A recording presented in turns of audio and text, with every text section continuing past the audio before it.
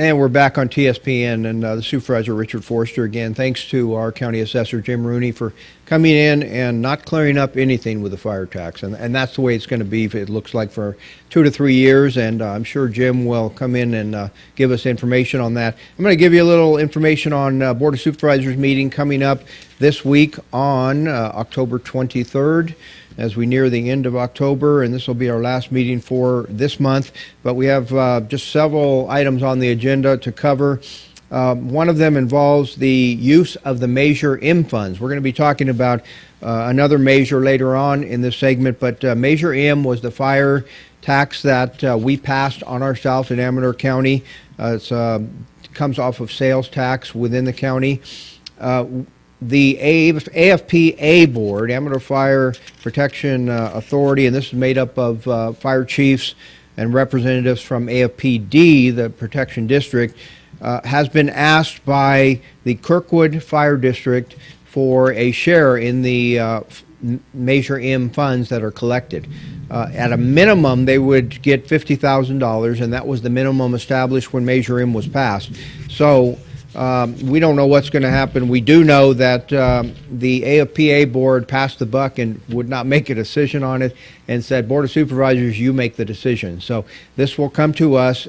You might wonder why Kirkwood was not included in the first place. It's because their chief at that time declined to be a participant in Measure M and Measure M funding. Well, now they're finding out that it's a pretty good chunk of money, and they can use a pretty good chunk of money to help with their fire activities. There are going to be a lot of questions asked by the Board of Supervisors, primarily things like how many Amador County residents will be served there? Do you serve adjacent counties like Alpine, which shares half of Kirkwood, and El Dorado, which is right next door? We want this money used in Amador County. We don't want it used in adjacent counties where they'll get the benefit without putting in any resources. So that's going to be a big issue coming up first thing on the agenda on Tuesday of this week.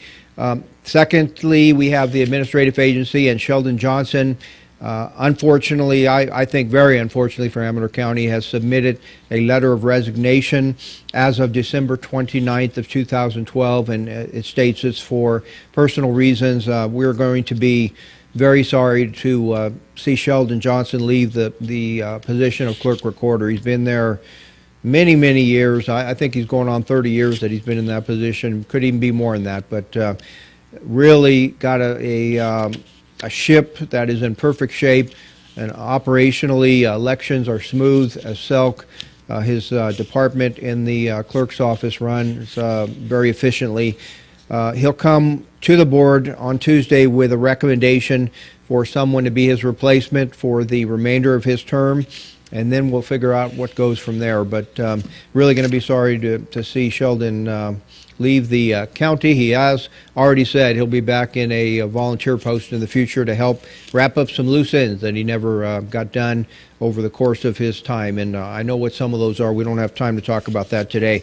Thirdly on our agenda will be the consideration of a refuse rate adjustment for ACE's Waste Services. This is rate year 5.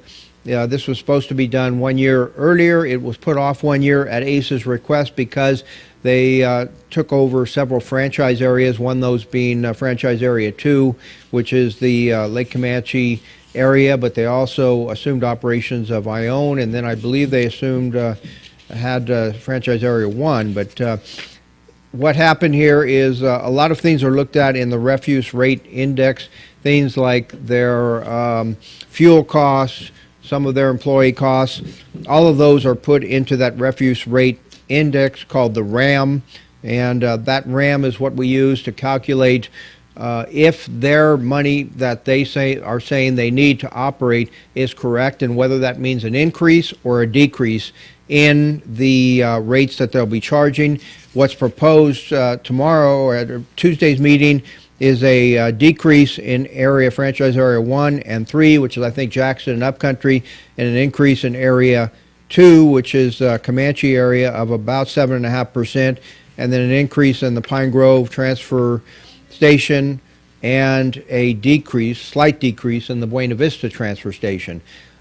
It's up to ACES what they'll do with that 7.47 increase in the Buena Vista transfer station. That's all the time I have here. We're going to go into our intro in our next segment, and with us today we have Linda Van Vleck, who is our County Code Enforcement Officer. Linda, how are you doing today? Just fine, thanks. That is your correct title, right? Yes. Code Enforcement, and you know, a lot of people think she doesn't look very mean to be a code enforcement officer, but you don't need to be. You just need the facts and the law behind you, correct? That's correct. But we have another issue that I brought you in to talk about today. The measures I was talking about, Measure Q on the ballot is the transient occupancy tax, but Measure U directly affects your office and some of the duties you have, Measure U, which is what?